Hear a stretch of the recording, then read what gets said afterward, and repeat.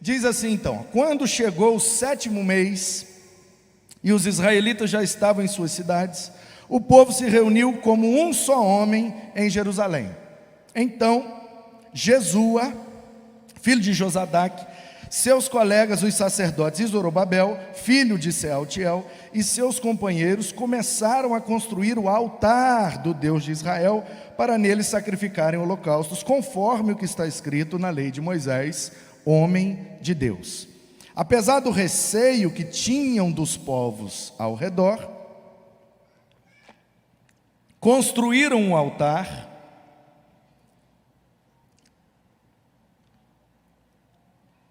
sobre a sua base, e nele sacrificaram holocaustos ao Senhor, tanto os sacrifícios da manhã como os da tarde.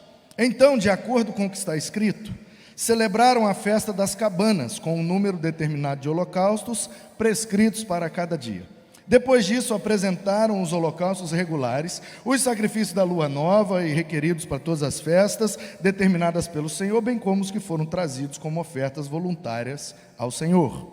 A partir do dia 1º do 7º mês, começaram a oferecer holocaustos ao Senhor, embora ainda não tivessem sido lançados os alicerces do templo do Senhor.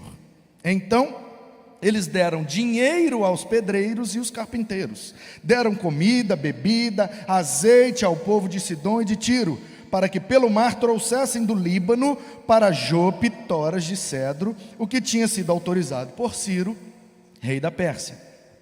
No 2º mês do 2º ano, depois de chegarem ao templo de Deus em Jerusalém, Zorobabel, filho de Sealtiel, Jesua, de Josadaque, e o restante dos irmãos sacerdotes e levitas, que tinham voltado do cativeiro para Jerusalém, começaram o trabalho designando levitas de 20 anos para cima, para supervisionarem a construção do templo do Senhor.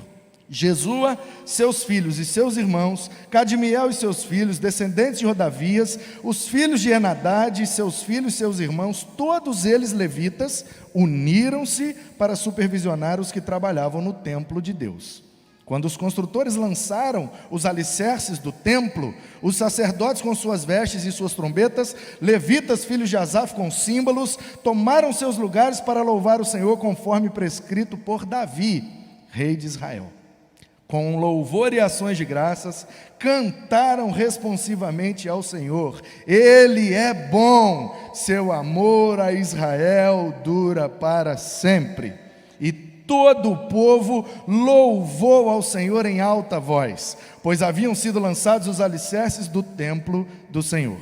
Muitos dos sacerdotes, dos levitas e dos líderes de família mais velhos, que tinham visto o antigo templo de Salomão, choraram em voz alta quando viram o lançamento dos alicerces desse templo. Muitos, porém, gritavam de alegria. Não era possível distinguir entre o som dos gritos de alegria e o som do choro, pois o povo fazia enorme barulho, e o som foi ouvido a grande distância. Amém. Queridos, o que está acontecendo aqui é o seguinte: você sabe, o homem foi criado, teve a queda, foi expulso, um irmão matou o outro, e eles fizeram a torre, foram espalhados, e espalhados que foram, se perverteram, veio o dilúvio, Noé, Sem, Cã e Jafé, um fica no Oriente, outro vai para a África, outro sobe para a Europa, vão se expandindo, lá da Caldeia, então Deus motiva o coração de Terá, e ele vai para o norte da Palestina, onde está morando ali, e o seu filho, Abrão, é chamado por Deus para descer para a terra de Canaã, onde ele daria por herança.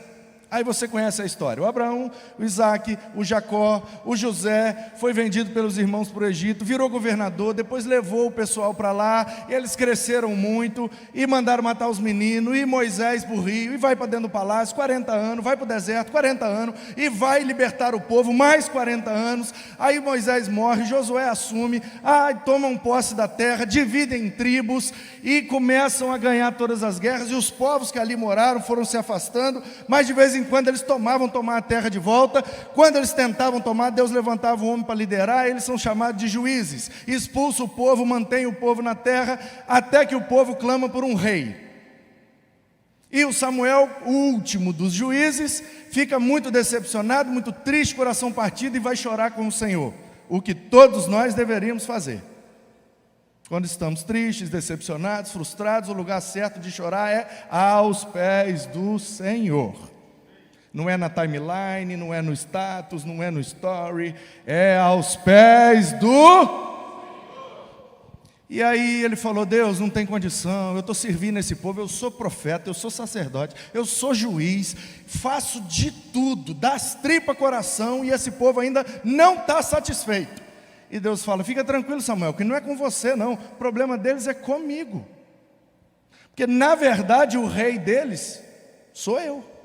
Então não é que eles não querem você, é que eles não querem mais eu. Então tudo bem. Eles querem um rei, vamos dar logo o mais bonito. Vai lá na tribo de Benjamim, tem um cara moreno, 1,80 m, forte, bonito, está pegando uns jumentos do pai dele que fugiu, você joga um óleo na cabeça dele, ele é o rei de Israel. 40 anos, Saul desagrada a Deus, não quer se arrepender, o Espírito do Senhor se retira dele. O seu filho, Isbosete, assume o trono mais ou menos por 2 anos. Mas a unção não estava sobre ele. Ele tem uma liderança desastrosa, dá o braço a torcer, chama Davi e fala: não tem jeito, o negócio não é comigo mesmo, é com você, faz o que você quiser. Aí em Hebrom, os anciãos se reúnem, chancelam a unção de Samuel sobre Davi, ele começa a reinar a partir de Hebrom, vai para Jerusalém, quer fazer o templo, não consegue. O seu filho, Salomão, faz então, por volta do ano de 950 a.C., o templo de Jerusalém, chamado Templo de Salomão, porque foi ele que concretizou a obra. Aí o Salomão morre, e o seu filho assume o trono. E aí, meu irmão, a história se repete. E como é que funciona? Geralmente é assim. Toda exceção pertence a uma regra, toda regra tem exceção. Mas, geralmente, o cara que vem da roça, o cara que sai da pobreza, o cara que sai daquela vida difícil, vem para a cidade grande, vence na vida, ele traz os princípios da moral, do trabalho, da seriedade, da honestidade, e ele constrói um patrimônio. Ele cria o filho baseado naqueles princípios, naquela seriedade, naquele compromisso. O filho já é um menino da cidade, então domina ferramentas urbanas, mas vive pelos princípios do pai que veio da roça, que influenciam muito ele. Geralmente esse menino pega o recurso do pai e multiplica com as ferramentas que ele adquiriu na cidade. Só que aí vem o neto. E o neto já nasceu tomando Todd. Já vai para a escola particular desde o maternal. Já é mimado pelos avós, principalmente pelos avós. Mas isso não tem problema nenhum, porque se você cria seus filhos, você tem o direito de mimar os netos. Se você mima seus filhos, você tem o dever de criar seus netos.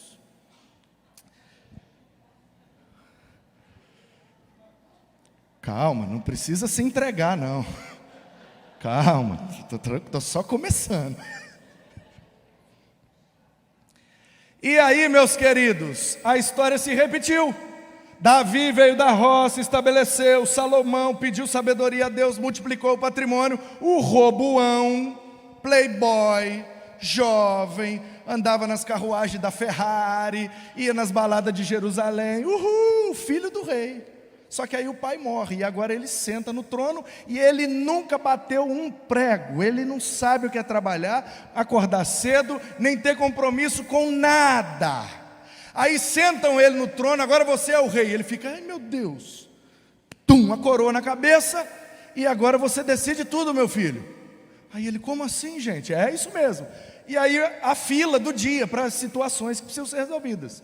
Qual é o primeiro pedido que ele tem que resolver? Uma caravana que veio do norte, da região de Samaria, pedindo a ele: meu rei, ó excelentíssimo novo rei Roboão, Que Deus abençoe seu reinado, papapá, papapá, bababá. Nós somos lá de Samaria, da região de Betel, e viemos aqui com um pedido ao Senhor, que o Senhor permita que possamos abrir uma congregação lá em Betel. Porque tudo bem que seu pai fez o templo aqui embaixo, porque seu pai é daqui de baixo, de Judá. Seu avô era daqui de baixo, Judá. O primeiro rei era daqui de baixo, de Benjamim. Então a gente lá de cima até entende que vocês aqui de baixo se acham melhores do que nós. Tranquilo, não tem problema. A dificuldade, meu rei, é que a gente tem que sair de lá e vir para cá toda vez que vai cultuar. E dá 150, 200, a turma da Galileia, quase 300 quilômetros, meu rei. Então vamos fazer o seguinte, o templo é aqui, não tem problema. Mas deixa a gente abrir uma congregação lá em Betel, até porque, meu rei, assim, com todo carinho, todo respeito à história do seu pai e do seu avô, mas o nosso pai Israel não adorava aqui embaixo não, ele adorava lá em cima. Por isso que lá chama Bet-El, a casa de Deus. Então como é que lá é a casa de Deus, mas o templo é aqui embaixo? Então nós não queremos destruir o templo, nós não queremos mudar o templo de lugar, entendeu, meu rei? Nós queremos paz e amor. Então abre só uma congregação lá para nós e tá bom. Aí quando for na Páscoa, a gente desce e congrega todo mundo aqui embaixo, uma vez por ano, fica tudo lindo, maravilhoso. Aí o Roboão olha para os caras atrás dele, o que eu falo, o que eu faço? E jovem, nunca tomou uma decisão na vida, não sabe o que fazer. Eu peço um tempo. Vocês vão aí, procuram um lugar para dormir, amanhã vocês voltam e eu dou o veredito. A Bíblia diz que ele procurou os sábios, os anciãos. Chegou nos anciãos e disse, vocês viram aí, o pessoal do norte está pedindo para abrir uma congregação lá em cima e tal, o que vocês acham? Os anciãos viram para ele e falam, meu filho, deixa eu te dar uma notícia só para te botar na realidade. Seu pai é Salomão, seu avô é Davi. O que mais prosperou e trouxe paz, Shalom, mano. E o mais amado, Davi, o amado. Então você é filho do próspero e pacífico, neto do amado. Você pensa direitinho o que você vai fazer, porque a responsabilidade sobre você é muito grande. Você não está sucedendo qualquer um, você está sucedendo Salomão e Davi. Então, para começar sem desgaste, deixa os caras abrir a congregação, rapaz. Não tem problema não, eles dão o dízimo lá e tal, e eles enviam uma porcentagem para cá, a gente envia uns levitas para lá, e a gente faz a administração de tudo isso, e é melhor do que você causar aí talvez até uma guerra. Aí ele, muito obrigado pelo conselho. Diz a Bíblia que ele saiu com os amigos e foi para a boate. Festejou como costumavam fazer os moços do seu tempo. Você acha que ele fez o quê? Foi comemorar, porque agora ele é o rei. Uhul, galera! Vamos zoar que agora eu sou o rei. Eu era filho do rei, agora eu sou o rei. Tomou todas. Chegou de madrugada em casa, capotou. Quando foi 6 horas da manhã, acordaram ele, meu rei, está na hora de ir para o trono e tomar as decisões de hoje. Ele acordou de ressaca, com a cabeça desse tamanho, gosto horrível na boca, não deu tempo de nada, sentou no trono de ressaca, cheio de remela no olho. Qual era o primeiro pedido que ele tinha que resolver? O povo de Samaria, que tinha um horário para voltar e queria logo resolver o problema. Aí ele de ressaca vira para os caras e fala, vocês é o povo que quer uma congregação lá em Samaria, né? Não vou dar nada para vocês não. O povo do norte não presta, não vale nada, e é o seguinte, sai da minha reta, senão eu mando logo matar vocês. Os caras voltam decepcionados. Chegam lá, está Jeroboão. Jeroboão já tinha vindo com essa mesma intenção negociar com Salomão. Salomão já tinha fechado a porta na cara dele. Ele voltou lá e disse para o pessoal, esse povo do sul se acha melhor do que nós. Qualquer semelhança não é mera coincidência.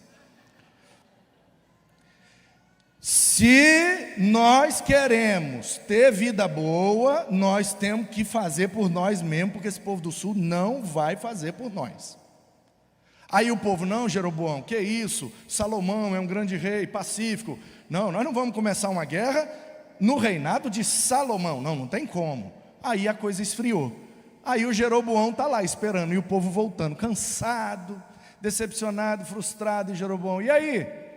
Como é que foi lá com o menino? O menino é bom ou é igual o pai? O menino é igual o pai, Jeroboão. Bem que você falou, hein? Esse povo do sul se acha demais mesmo. Aí o Jeroboão: não falei com vocês?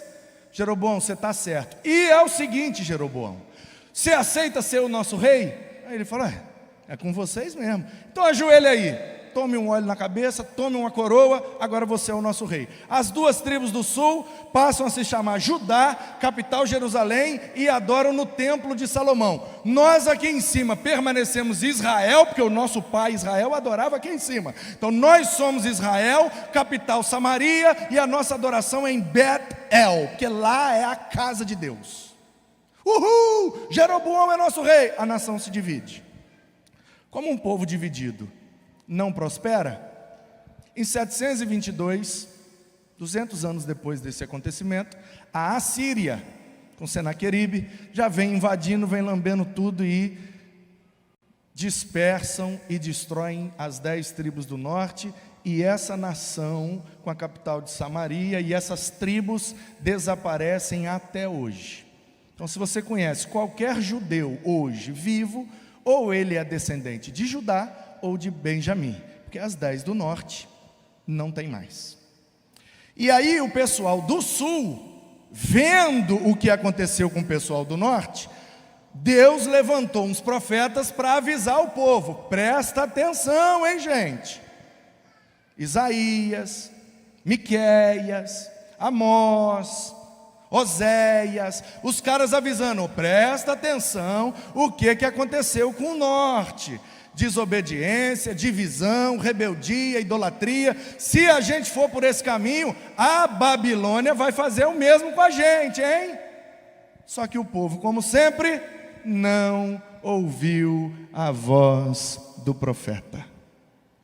Meu irmão, você está com seus ouvidos abertos para ouvir a voz da profecia? Porque Deus está falando, Deus está falando, Deus está falando, Deus está mostrando, Deus está revelando, Deus está exortando, e muitas vezes nós estamos, nem aí. Como diz um menino que eu conheço: não dá nada não, se der é pouca coisa. Pois bem, o povo não ouviu. Nabucodonosor invadiu, destruiu a cidade, destruiu o templo, levou o povo cativo. Então em 586 é destruído o templo de Jerusalém, mas as primeiras invasões desde 605 já vinham acontecendo. Daniel, Ananias, Misael e Azarias já estavam lá e tiveram seus nomes mudados: Beltesazar, Sadraque, Medaque e Abednego. E continuou vindo levas de jovens, porque Nabucodonosor quer escravos. Portanto, não vai criança, mata todas. Não vai idosos, mata todos. Só vão os jovens. Por quê? Porque ele quer trabalhadores. Então vem uma geração, vamos supor que o mais novinho tinha aí, no máximo, 10 anos, 12 anos, porque já talvez aguentava trabalhar. E aí o povo vem para cá, ficar ali no cantinho do pensamento, 70 anos na Babilônia, para refletir na besteira que fez de não ouvir a voz de Deus. Mas o profeta disse: 70 semanas depois, Deus vai trazer o seu povo de volta. E aí Daniel está lendo a profecia e ele diz: opa, 70 períodos de tempo já passou, Senhor, lembra de nós, lembra da tua promessa. Aí o Neemias está triste lá, e o Ciro, rei da Pérsia: rapaz, você é tão alegre, tão feliz, hoje você está triste, o que está acontecendo? Não, é porque eu queria voltar para a minha terra e morrer e ser enterrado junto com os meus pais lá em Jerusalém, mas enfim. Aí o Ciro, que Deus chama de meu servo, Deus então moveu o coração dele para não só liberar o povo para voltar, como também patrocinar a restauração de Jerusalém. Portanto, queridos, o povo começa a voltar. Foram 4 caravanas num período de quase 100 anos. A primeira com Zorobabel, nós acabamos de ler. A segunda com o Esdras, que registrou a história toda. A terceira e a quarta com Neemias, levando o material do patrocínio para reconstruir. E aí eles voltam. E aí o poeta que está numa daquelas caravanas, está olhando aquilo tudo e está dizendo: ai, o Senhor restaurou a nossa sorte. E quando o Senhor restaura a nossa sorte, olha só, gente, ai meu Deus, me belisca, vê se eu estou sonhando. Quando o Senhor restaurou a sorte do Senhor, ficamos como quem? Gente, parece um sonho, nós estamos livres, não tem mais que trabalhar, não tem chicotada nas costas, ai, as borboletas, olha o riacho, ai, que coisa linda.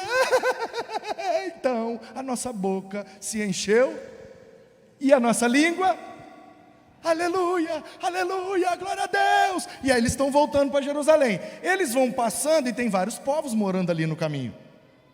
E aí os povos, o cara está trabalhando lá e de repente vem um grupo de pessoas cantando, tudo meio abobado. Aqui vocês falam abestado, né?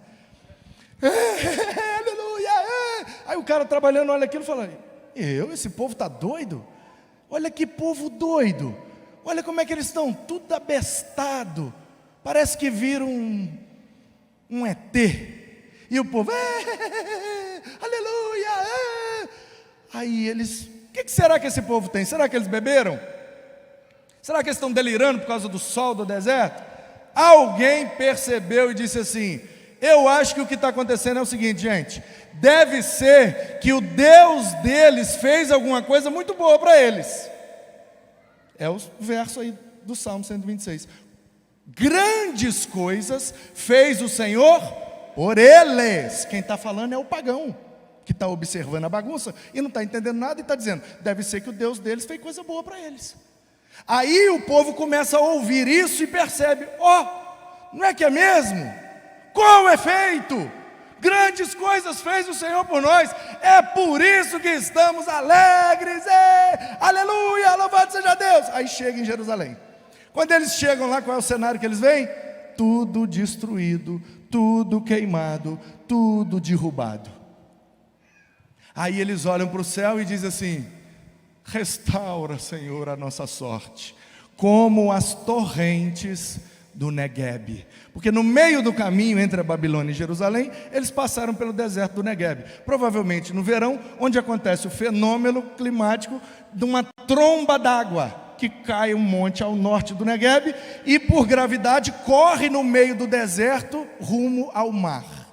E eles veem aquele fenômeno, e aí eles chegam lá e olham para o céu e dizem: Senhor, nós precisamos do recurso para restaurar tudo isso, mas nós não precisamos de uma chuva de recurso. Não, chuva é pouco, a gente precisa de uma tromba d'água, uma torrente de recurso. Então restaura a nossa sorte como as torrentes do Negueb, ou seja, manda tudo de uma vez. Enquanto o povo está cantando essa oração, restaura, Senhor, a sorte, como a torrente no Negueb, manda tudo de uma vez. Deus está movendo o coração do Ciro para mandar tudo que eles precisam para serem restaurados. Enquanto nós estamos adorando, Deus já está provendo. Enquanto estamos orando, Deus já está provendo. O meu pai trabalha até hoje e nós trabalhamos também. Ele não precisa ser lembrado do que tem que fazer, ele já está fazendo. Nós é que precisamos orar e adorar para entender o que ele está fazendo, entrar no centro da sua vontade e pular no meio da sua bênção. E aí eles começam a semear, chorando, né? Era melhor ter ficado na Babilônia, meu Deus, que besteira que nós fizemos. Eu vou plantar esse negócio, eu não sei quando que isso vai brotar, quando que isso vai frutificar, quando que eu vou ter comida, meu Deus. Os que semeiam com lágrimas, com alegria, voltarão trazendo os seus feixes. Portanto, o Salmo 126 é um salmo pós-exílico, que está retratando o retorno, que é junto do texto que nós acabamos de ler. O povo chega, e aí o texto diz: no primeiro dia do 7º mês, não é julho, é no calendário deles, quando eles pisaram o pé lá, no primeiro dia do 7º mês, isso é muito simbólico, o texto disse para nós, primeira coisa que eles fizeram, os muros estavam quebrados, o templo destruído, as casas jogadas no chão, as plantações todas queimadas. O que eles precisavam de uma grande restauração, mas qual foi a prioridade deles? Fizeram um altar. Zorobabel, vamos começar pelos muros, que está tudo quebrado. Nós não precisamos nos proteger, nós precisamos adorar. O Senhor nos protege. Não, mas vamos começar pelas casas, porque onde é que a gente vai dormir? Onde é que a gente vai morar? Nós não vamos começar pelas habitações, porque estávamos no deserto até ontem, portanto vamos continuar dormindo no relento, porque a nossa habitação é o Senhor nosso Deus. Vamos adorá-lo, porque Ele é o nosso refúgio.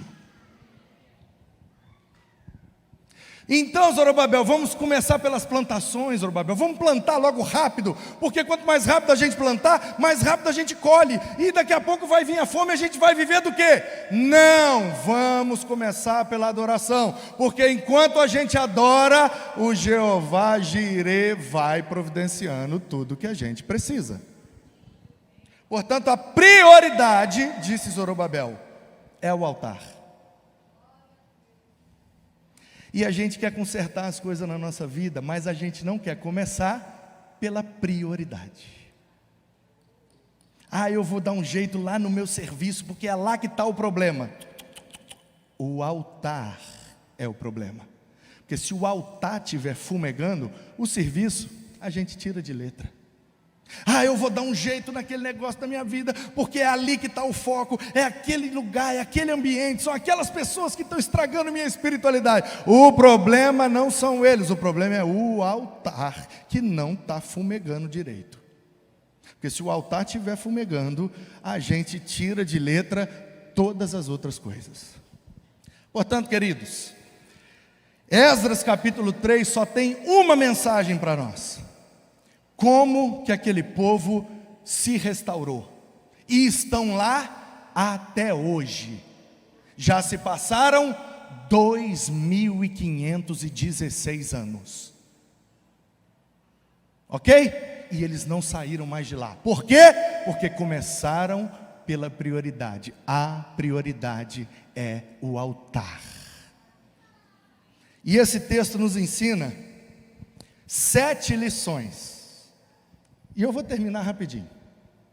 7 lições quando estamos com o nosso altar restaurado. Quando a nossa adoração está em dia, irmãos, essas 7 coisas aqui acontecem na nossa vida. O texto diz, no versículo 1, quando eles pisaram em Jerusalém, e o bênção, quem é o bênção que está na mídia lá? Como é que é o nome?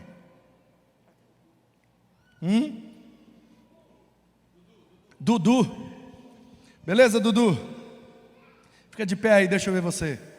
É um adolescente, é um jovem? É um adulto? É um idoso? Que isso, varão? Multimídia é lugar de adolescente, sai daí, rapaz.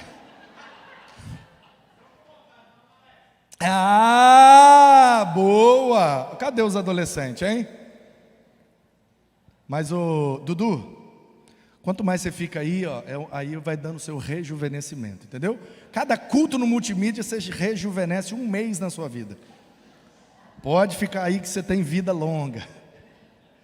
Bota o texto aí para nós, Dudu. Esdras 3, o primeiro versículo. Porque o meu esboço é o texto, você já entendeu, né? Então veja só. Pisaram em Jerusalém, o Zorobabel reuniu o povo. Gente, vem cá que eu tenho um negócio para falar com vocês. Nós precisamos recomeçar do jeito certo. Recomeçar fazendo o que é certo. Porque o problema, irmãos, é que a gente fica querendo fazer dar certo. O nosso papel não é fazer dar certo. O nosso papel é fazer o que é certo. E Deus se encarrega de fazer dar certo. Então o texto diz, estou enchendo a linguiça, Dudu, para te dar uma moral. Isso, garoto. Quando chegou o 7º mês, ali já estava em sua cidade. O povo se reuniu como um só homem. Isso faz parte do hebraísmo, o jeito peculiar do hebreu dizer, todos estavam unidos. Ah, como é bom, como é suave, como é agradável quando os irmãos estão unidos. É como o óleo, aquele óleo precioso que ungiu o primeiro sacerdote, que escorreu pela sua barba, pelas suas vestes. Você tem noção de quanto custou cada gota daquele óleo? O azeite é um dos artefatos, se não o artefato mais caro do tempo bíblico, porque ele serve para fazer comida, ele serve para botar na ferida da pele, ele serve para botar na ferida do estômago e ele serve para usar na religião. Portanto, ele era usado também para iluminar os ambientes. Então, ele servia como luz elétrica, ele servia como pomada de pele, ele servia como omeprazol para o estômago, ou sal de fruta, e ele servia para todo o culto religioso. Portanto, é um artefato muito usado, logo muito caro. O salmista está dizendo, assim como o azeite é caro, e o azeite é muito caro até hoje, irmãos. É que a gente não faz conta. O litro da gasolina está quase R$6, está caro? Caro. Uma Coca-Cola é mais de R$6, está caro? Pois é, e quanto é o azeite? 50 quanto? Meio litro. Sim ou não? Azeite é 10 vezes mais caro que gasolina e Coca-Cola. Hoje em dia, com a revolução industrial, com a concorrência do mercado, tudo para baratear. Está caro. Imagina naquele tempo. Extremamente caro. Então o que o salmista está dizendo é, a união dos irmãos é preciosa, assim como o azeite que ungiu o primeiro sacerdote. Quando estamos unidos, isso tem um preço muito caro, porque o Senhor pagou a vida do seu próprio Filho. Portanto, valorizem a comunhão e a unidade. Isso custou caro para Deus. A comunhão é preciosa. Custou caro, irmão. Então não trate como se fosse algo barato. Ah, hoje eu não vou não. Ah, hoje eu não quero não. Aqui no Nordeste o povo é engajado, o povo é animado, é outro papo. Mas lá em São Paulo? Em São Paulo é uma bênção também. Lá no Itaim, então é maravilhoso. Mas tem alguns lugares... É porque o povo vai assistir depois, entendeu?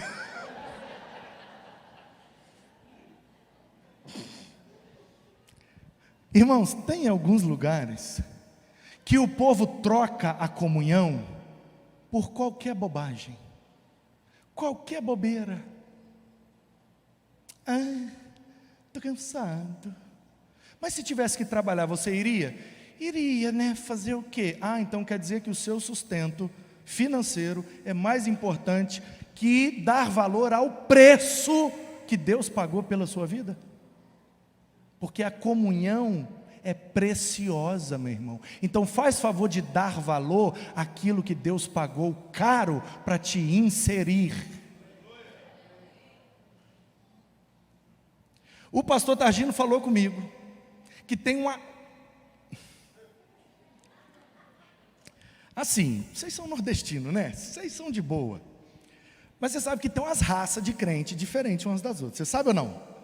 Você acha que crente é tudo uma raça só? Não é não. Então tem uns batistodontes, né? Batistodontes, eles são jurássicos, mas são bonzinhos. Herbívoros, vegetarianos. São bonzinhos, sabe? Os cabelinhos roxos.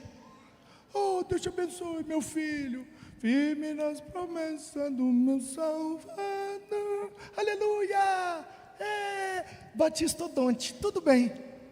Ele às vezes não gosta, às vezes incomoda o ouvido dele, os negócios, esse fundo preto, tá igual boate, ah, mas os meninos gostam, deixa eles. batistodontes, mas tem uns batistossauros. Aí uns batistossauros já é mais perigoso, né? Porque assim, ele é de boa, mas não pisa no calo dele não, senão ele... Porque no estatuto... Batistossauro é bonzinho, é igual, entendeu? Mas cuidado, porque às vezes ele estranha. Aí, meu irmão, tem o diaconossauro. O diaconossauro é tenso. Mas dentre os diaconossauros tem o maior predador. Ele tem as mãozinhas encolhidas, que ele anda assim, ó. Bum, bum. A mãozinha curta assim, ele... Diaconossauro Rex. Meu irmão, esse, se olhar para você mais de 2 segundos, corre. Mas corre o máximo que você puder, porque esses são perigosos. E gosta de carne de pastor. Nossa Deus. Mas aqui não tem, né? O Trajano já matou todos com escopeta 12. Aliás, plantar uma igreja desde o zero tem um desses benefícios, né, pastor Trajano? Então, queridos, tem vários tipos de crente, várias raças. E tem uma raça que é o cara que troca qualquer coisa pela comunhão. Entendeu? É assim. Aí o pastor Targino comentando comigo: Manu, ainda não voltaram os cultos da manhã, no próximo domingo vai voltar. Mas é o mesmo culto de manhã e à noite, porque é o ideal, o auditório, né, precisa atender os 2 públicos, por causa da membresia excede a capacidade do templo. E tem gente que vai de manhã e tem gente que volta de noite. Aí eu, mas é o mesmo culto, ele é o mesmo culto, é a mesma mensagem, mesmo louvor. Eu falei, caramba! Então, pastor Targino, quando chegar lá, você me apresenta pelo menos uns 3 desses, que eu vou ajoelhar, eles botam a mão na minha cabeça, ora por mim, para ver se eu fico um pouco crente também, porque esses são crentossauros. Bom, sabe? E eu tenho certeza, queridos, que a motivação no coração desses irmãos não é que eles vão estar aqui para fazer algo para Deus. Porque uma vez eu preguei numa igreja que era exatamente nesse formato, o mesmo culto amanhã, o mesmo culto à noite. E eu vi que uma senhora que sentava no primeiro banco, que ela você sabe que existe em toda igreja um ministério. Ele não tem nome, ele não tem placa, ele não tem líder, mas toda igreja tem um ministério de apoio à pregação, que é aquele irmão que fica dando uns amém, amém, às vezes aleatório, mas que dá força para nós. Amém, aleluia. E eu reparei no culto da manhã que tinha uma irmã desse ministério, e às vezes eu falava um negócio aleatório, ela, amém, Jesus. Aí uma hora ela fez assim, ó, aí eu falei, que isso, dona? Ela falou, isso que eu peguei para mim, pastor. Foi Minas Gerais, você sabe, o mineiro é maravilhoso, o mineiro é engraçado naturalmente. Aí teve uma hora que não era essa irmã, um outro lá do fundo, eu dei um assim, pá, e ele gritou lá do fundo, Jesus, vai rasgando, que nós vai costurando. Que isso, meu irmão? Falei, eu estou numa arena de rodeio, o que é isso? Pensa numa igreja boa. Aí fomos, almoçamos, descansou, né? Voltamos à noite, a irmã estava na mesma cadeira. Amém, num momento agora diferente. Parece que ela nunca tinha ouvido a mensagem. Eu falando e ela com ele brilhando assim, ó, aleluia, fala Deus. Eu falando, gente, aí terminou o culto, eu fui falar com ela. Eu falei, ela, não é possível. Não, deve ter uns parafusinhos a menos ali, não tem condição. Aí não deu tempo de perguntar para o pastor, eu fui nela e falei, ô minha irmã, a senhora estava aqui de manhã? Ela, estava. Eu falei, a senhora cultuou bem de manhã? Estava bem? Ela, estava muito bem. A senhora ouviu a mensagem, entendeu tudo? Ela, entendi tudo. Eu falei, mas então, foi a mesma mensagem? Ela, eu sei que foi a mesma. Eu falei, a senhora sabe que foi a mesma? Ela, é. E por que a senhora está aqui? Ela, por que, meu filho? Quando você come uma comida gostosa, você nunca mais quer comer, não? Aí ela falou, qual que é a sua comida preferida? Eu falei, lasanha. Ela falou, então o senhor come lasanha uma vez, depois nunca mais? Ou de vez em quando o senhor come lasanha, mesmo já tendo comido outras vezes? Eu falei, é mesmo, faz sentido. Ela falou, mas deixa eu falar um negócio para você. Aí eu falei, nossa, eu achei que a véia era doida, a véia vai me dar. Aí eu, não, irmã, já entendi. Ela, não, vem cá, pastor, passa aqui. Aí eu, ô irmã. Aí ela, o senhor sabe por que eu venho de manhã e volto à noite? Eu falei, não. Ela falou, porque de noite são pessoas diferentes da manhã. E eu não estou aqui por causa de quem está lá em cima, eu estou aqui por causa de quem está aqui embaixo. E tem gente aqui que eu não vi de manhã que precisa de um abraço meu.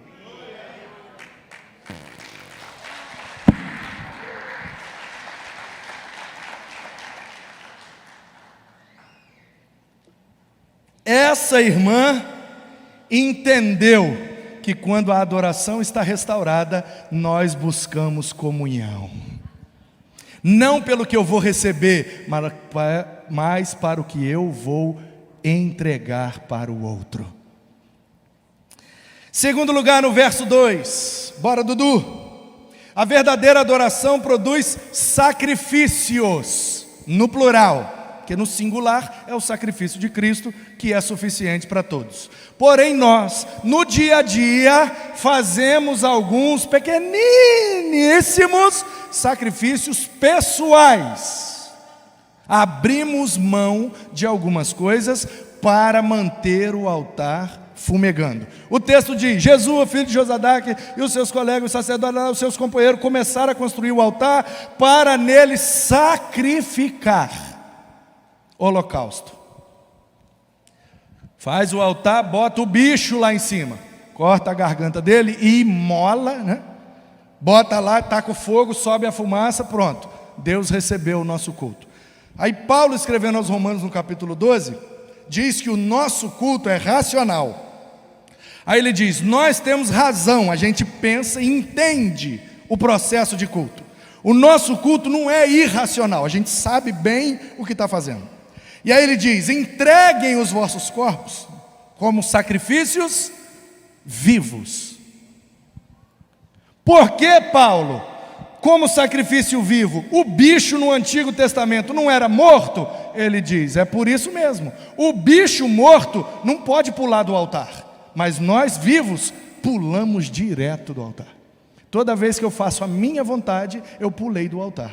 Toda vez que eu faço o que eu quero, eu pulei do altar. Mas todas as vezes que eu renuncio à minha vontade e permito que Deus faça o que Ele quer, eu fico no altar e deixo Ele queimar tudo que tem. Ah, mas eu tenho a opção de pular? Tenho. Mas por que eu não pulo? Porque eu não quero. Eu entendi e eu não quero pular. Quase nenhum crente na minha família. Na minha família, célula ali prioritária, nenhum. Batizado, membro de uma igreja evangélica, é disso que eu estou falando, né? Que crê em Deus, crê em Jesus. Eu não conheço o coração de ninguém, mas não tem nenhum membro de igreja evangélica na minha família, não. E de vez em quando a gente se reúne. Agora não, porque o tempo já passou, algumas coisas melhoraram, e aí eles já me respeitam mais. Mas no início, mete essa barba, tudo italiano, gosta de um vinho. E quando a gente se reunia, entendeu? Uns parentes meus ficavam zoando. Aí, pastor. E eu nem era ainda. Ó. Aí, pastor, pode beber, ninguém está vendo não. Não, obrigado. Ah, só um golinho. Seu pastor não está aqui não. Nós não vamos contar para ninguém não. Bebe, rapaz. Não, obrigado. Mas por quê? Você não pode beber? Não, eu posso. Então por que você não bebe? Porque eu não quero. Ah, que bobeira. Você ficar preso num negócio. Não estou preso, é o contrário, eu estou livre. Porque a verdadeira liberdade é a capacidade de dizer não. O cara que não consegue dizer não, ele é que é o escravo. Portanto, a verdadeira liberdade é sermos escravos de Cristo, que nos dá poder para dizer não àquilo que não coopera para a sua vontade. Portanto, nós fazemos diariamente pequenos sacrifícios para nos manter no altar, e o altar se manter restaurado para que a nossa adoração seja contínua a Deus. Ah, pastor, e quando eu erro e caio do altar? Simples, o João já deu a receita. Temos um advogado no céu. Jesus, me perdoa. Voltei para o altar. Escolhi certo, decidi certo, fui para o culto, falei, dei bom testemunho, estou lendo a Bíblia, estou orando, glória a Deus, aleluia. Ai! Jesus, me perdoa. Voltei para o altar. Você entendeu? E vamos que vamos. Então o negócio é o seguinte, o nosso game é esse: quem fica mais tempo sem cair? Vamos brincar? Quem quer? Eu estou nesse game aí, meu irmão. Eu vou te falar um negócio. Esse é o melhor game que existe. Enquanto a gente cuida das coisas de Deus, Deus cuida das nossas coisas. Portanto, a verdadeira adoração, ela produz unidade, ela produz renúncias na nossa vida. E no versículo 3, bota aí, Dudu, produz livramento. Olha só, apesar do receio que tinham dos povos ao redor, construíram um altar sobre sua base e nele sacrificaram o holocausto. O que é que o texto está dizendo? Os muros estavam derrubados, portanto eles estavam agora vulneráveis. Os povos ao redor podiam invadir com facilidade, mas mesmo com o receio dos povos invadirem, eles não começaram pelos muros, eles começaram pelo altar. E enquanto eles adoravam, Deus os protegia, porque todo o período da adoração, você leu comigo, aí no primeiro mês do segundo ano, 5 meses depois, com os muros derrubados, aquele monte de gente adorando, ninguém foi assaltado, ninguém foi roubado, nenhuma guerra começou. Deus os protegeu de tudo, porque a verdadeira adoração atrai o livramento do Senhor. Então quer dizer que a gente não vai botar grade em casa? Não, vamos botar grade. Não vamos botar alarme nos carros? Vamos botar os carros tudo no seguro. Por quê? Porque não tentaremos o Senhor nosso Deus. Porém, a nossa confiança não está nem no alarme, nem na grade, nem no seguro.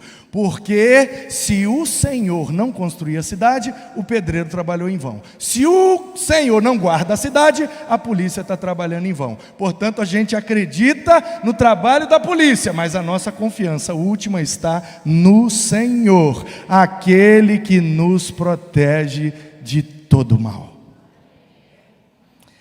E aí no verso 6...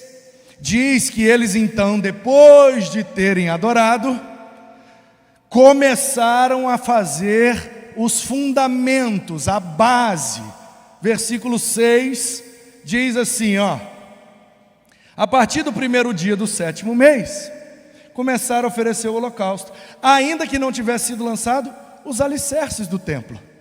E aí depois vai dizer que eles então, depois de adorar e celebrar a festa e cumprir primeiro o que Deus pediu, aí depois eles começaram. Mas eles não começaram por cima, eles começaram pelo fundamento, pelo alicerce, pela base, o que a gente chama hoje de sapata. Portanto, queridos, quando o altar da gente está restaurado, quando a gente está adorando verdadeiramente a Deus, as nossas bases ficam sólidas. Como diz o salmista no 95:20, celebremos, adoremos ao Deus da nossa salvação. Ele é a nossa rocha. Cristo é a pedra angular, Cristo é a pedra de esquina, Cristo é a pedra fundamental, que fundamenta todo o edifício, e a igreja é edificada sobre este fundamento, Cristo, o Filho de Deus. Portanto, Ele é o nosso fundamento, Ele é a nossa base, é Ele que nos guarda, nos protege e nos mantém de pé. Pode vir o vento que quiser, pode vir a tempestade que vier, nós vamos balançar para todo lado, mas a gente não vai cair, porque a nossa base está no Senhor, quando estamos adorando da maneira que lhe agrada. O versículo 7 diz que eles entregaram algumas coisas. Olha aí. Então eles deram. Sou eu que estou falando? Ou é a Bíblia? Confere na sua aí, de papel. Né? Porque tem gente que, não, tem que ser de papel. Então abre aí a sua de papel. Vê o que está escrito aí. Então, querido, a verdadeira adoração, restaurada, genuína, ela produz no adorador o desejo de entregar algo, de ofertar algo. Aqui foi dinheiro, mas eu nem estou falando de dinheiro. O dinheiro também, porque você se converteu e o seu bolso veio junto com você, ou não? É porque tem gente que converte, não, Deus converteu o meu coração, meu bolso é outra coisa. Né?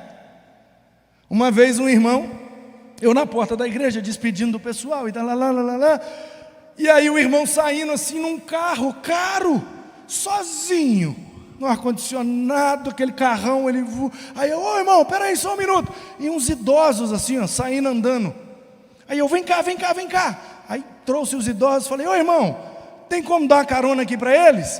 Aí ele, acho que tem, quantos são?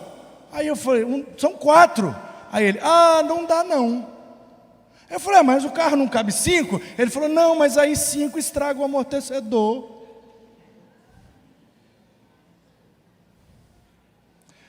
Irmãos, nós já lemos o Sermão do Monte. Então, o Sermão do Monte bota a gente num outro negócio. Então, a gente finge que não ouve. Amém, irmão? Obrigado. Ô, queridas, me desculpe, infelizmente não vai dar. Mas vem cá que eu vou levar vocês. Entendeu? Porque nós somos cristãos, nós não somos judeus. E os salmos de Davi estão 1000 anos antes do Sermão do Monte. Então o que direciona a nossa decisão é o Sermão do Monte, não são os salmos de Davi. Mas eu vou te falar, tem hora que dá vontade de ser meio imprecatório e olhar e falar assim, ó Deus, assim, só um peteleco para ele ficar esperto, Senhor, só assim, um pouquinho, não precisa matar não, arrancar braço, não, cadeira de roda não, Senhor, não, mas só um petelequinho para ele ver que o carro não é dele, ele só é motorista, porque o carro pertence ao Senhor, porque do Senhor é eterna e tudo que nela existe. Oh meu Deus, que todos os crentes entendam que tudo que temos e tudo que somos pertence ao Senhor. A gente só toma conta, não é nada nosso, tudo é para o reino, tudo é do reino, tudo, irmão, tudo. Eu vou te falar um negócio, eu gosto de lidar com o meu dinheiro assim, ó. De vez em quando, ontem, não sei, eu vou comprar um negócio ali. Aí eu fui lá no mercado, aí falei com a menina, me dá um sorvete. Ela falou, qual? Eu falei, todos que tiver aí. Aí a menina pegou aquele monte de sorvete, eu falei, vou levar tudo. Me dá um H2O, tem água com gás? Não. Tem H2O? Tem. Me dá umas aí, quantas? Todas. Vou levar lá. Estou na casa do pastor, lá vou levar. O que tem mais aí? Não tem mais nada, então tá bom. Aí eu levei tudo, entendeu? Precisava de tudo? Não, sobrou lá um monte, aleluia. Então de vez em quando eu pego uns meninos, você quer o quê, meu filho? Bala, vem cá, ei, vem dá bala para eles aí. Quantas? Todas balas, vai, ei, distribui a bala. Quanto que deu? Tanto, eu vou ir para. Minha mulher fica doida, porque lá em casa é ela que cuida do negócio, entendeu? Porque ela que é a mais, então eu sou sábio, eu não sou besta, então deixa ela tomar conta das finanças, porque ela é que segura, então, entendeu? Deixa ela cuidar, ela que cuida, então ela vai, de vez em quando ela só avisa assim, todas não. Aí eu, tá bom, se ela mandar eu obedeço, mas se ela não der nenhum alerta, eu vou, sabe por quê, irmão? Porque eu gosto de mostrar para o meu dinheiro que quem manda nele sou eu. Ele que é meu, não é eu que sou dele, não é? Porque se eu for dele, ele virou meu Senhor. Se ele vira meu Senhor, ele é mamão. Se ele é mamão, eu estou dividindo a minha adoração. E eu só posso ter um Senhor na minha vida. Então eu gosto de mostrar para o meu dinheiro que Deus manda em mim e eu mando nele. Se eu quiser entregar tudo, eu entrego tudo. Porque o meu Deus jamais, se ele cuida de pássaro e de planta, vai deixar eu passar fome? Não vai de jeito nenhum.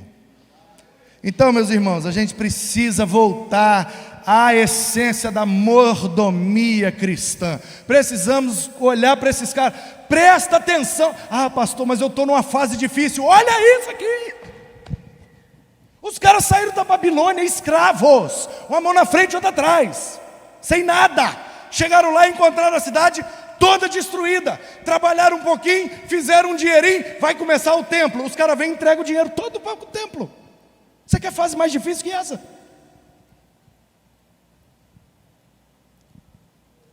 Tem esse negócio de fase difícil não, irmão.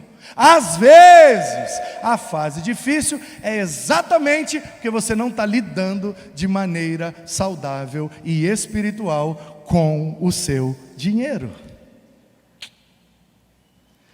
Então, queridos, quando o altar está restaurado, a gente não fica, fazendo conta. Nem de horas, nem de tempo, nem de dom, nem de talento, nem de serviço, de entrega, de nada. A gente se entrega. Você pode até dar sem amar, mas você não pode amar sem dar. Quem ama, doa. Quem ama, se doa. Se a gente está disposto a adorar a Deus, ser servo de Deus, Ele é o rei, nós somos os súditos, então o que for preciso para o reino dEle, nós vamos fazer, nós vamos entregar, nós vamos ofertar tudo que temos e tudo que somos, porque no final das contas nada disso vai com a gente para a eternidade. Então a gente vai ofertar o que precisar, porque a gente quer povoar o céu, e os nossos recursos servirão para alcançar cada vez mais pessoas. Um adorador sempre busca a unidade, sempre está disposto a se sacrificar, sempre será livrado pelo Senhor, sempre terá Cristo como seu fundamento, vai se entregar e ofertar tudo que ele puder, e vai estar disposto a servir sempre. Olha aí o versículo 8. Olha só.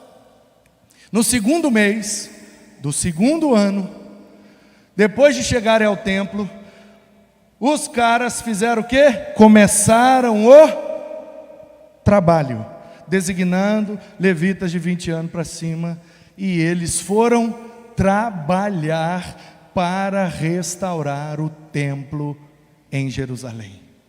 A gente se doa, a gente doa e ainda trabalha.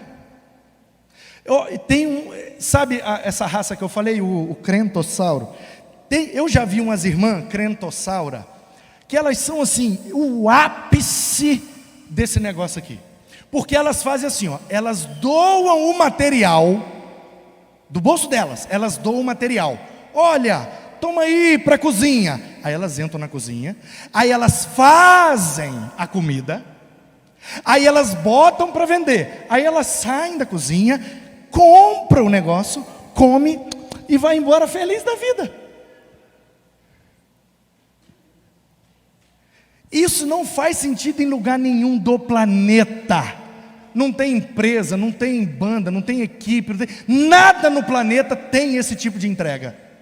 A pessoa doa o material, faz o negócio, compra o negócio e ainda vai embora feliz.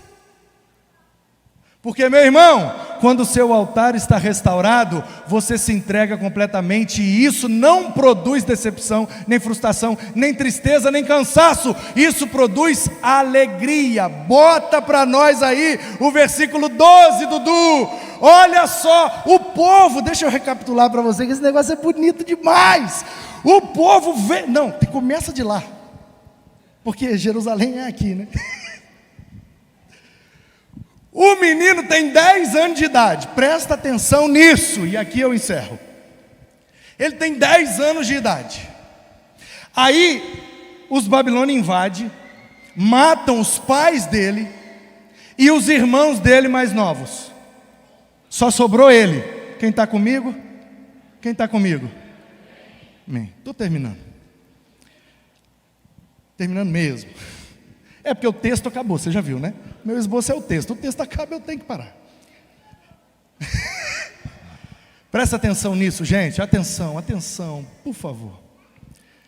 Mataram os pais dele, mataram os irmãos dele.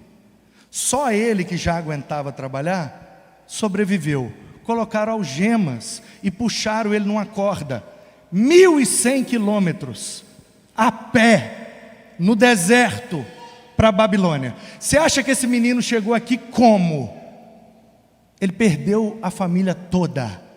Ele está escravo numa terra que ele não conhece, uma língua que ele não fala, uma cultura que ele não faz sentido, deuses que ele nunca ouviu falar estão sendo adorados, e ele tem que trabalhar 16, 18, 20 horas por dia para o megalomaníaco Nabucodonosor. Ele é uma criança, ele perdeu a família toda. Você acha que ele está traumatizado? Ele é escravo, ele passou 70 anos nessa condição. Agora ele é um idoso de 80 anos, tendo trabalhado desde os 10 como escravo. Aí ele volta os 1.100 quilômetros a pé com 80 anos e chega lá de volta. Quando ele olha o templo, porque ele ia no culto com 10 anos, ele era do ministério infantil na sinagoga dele. Aí ele chega lá e vê tudo destruído. Aí ele lembra dos pais que iam ao culto junto com ele. Aí ele chora a perda dos pais, e ele está tendo que restaurar tudo. Aí ele adora a Deus, e a Bíblia diz que no lábio dele tinha júbilo, que na boca dele tinha louvor. E ele trabalha. Aí ele pega o dinheiro que ele trabalhou e dá de oferta para o templo, e depois pega a ferramenta e vai ajudar a restaurar o templo com o material que ele doou. E ele tem 80 anos.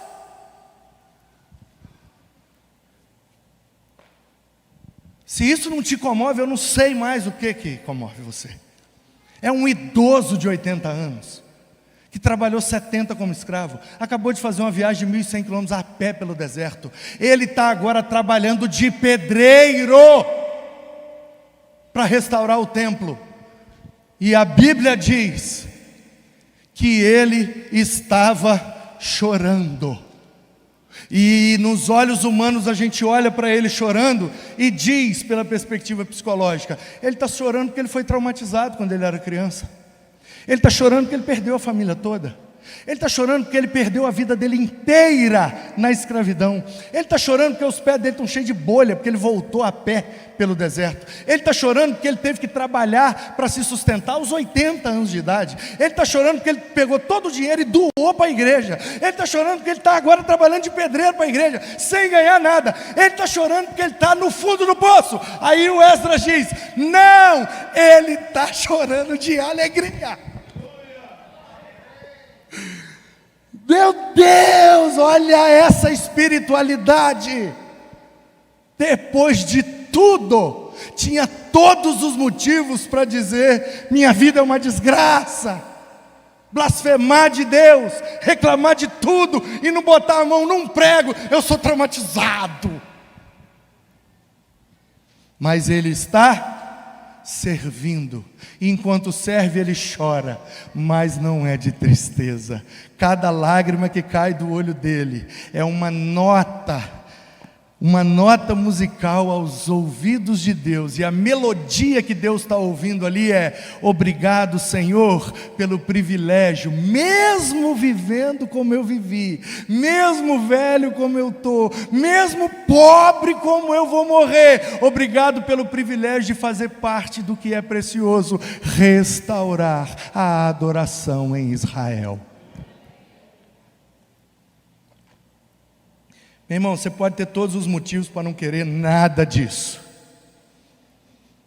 mas o Senhor nos oferece o verdadeiro sentido, a única coisa que preenche o nosso coração e nos faz prosseguir, rindo em meio às dores.